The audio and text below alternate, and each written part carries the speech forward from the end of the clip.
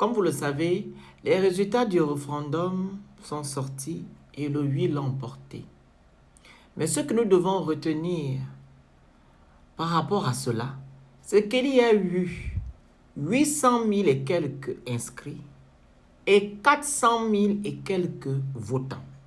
Dans les votants là, il y a les bulletins blancs, les non et les oui. En gros, il y a eu 53% de taux de participation sur 47% de taux d'abstention.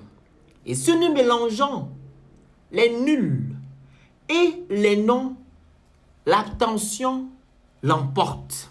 Et ça veut dire que les Gabonais ne sont pas d'accord par rapport à ce projet constitutionnel. Et si nous étions dans un pays qui se respecte, on devait annuler ce référendum. Oui. Pourquoi je le dis? Les gens qui ont voté oui, ce sont des gens qui l'ont fait par repli identitaire.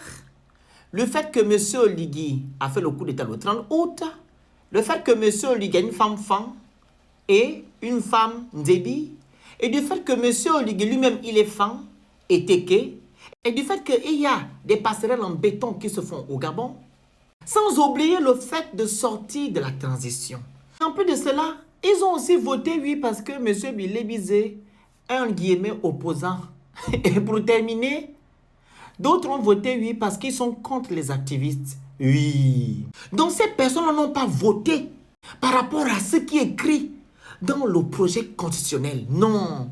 Ils ont voté par suivisme et par reconnaissance. Et ça prouve bel et bien qu'ils ne connaissent pas l'importance de ce texte de loi qui doit protéger et assurer l'avenir des Gabonais. Mais ils ont préféré assurer l'avenir d'une personne et d'un clan. Oui. Par rapport à tout ça, ce qui intéresse M. Oligui, c'est d'enlever son uniforme et de porter la veste. Raison pour laquelle il validera cela. Et comme on le dit toujours, le réveil sera brutal. Alors pour terminer, si vous voulez que les Gabonais s'intéressent encore à la politique de notre pays, on doit bien faire des choses. Et éviter que, quand les Gabonais se lèvent pour aller sanctionner une personne ou du moins un projet, respecter leur choix. Au lieu souvent de renverser les résultats comme vous le faites souvent. Et ça nous donnera toujours ce qu'on a eu aujourd'hui, où le taux d'abstention est plus élevé que le taux de participation. Vous devez par contre avoir honte. Je vous remercie.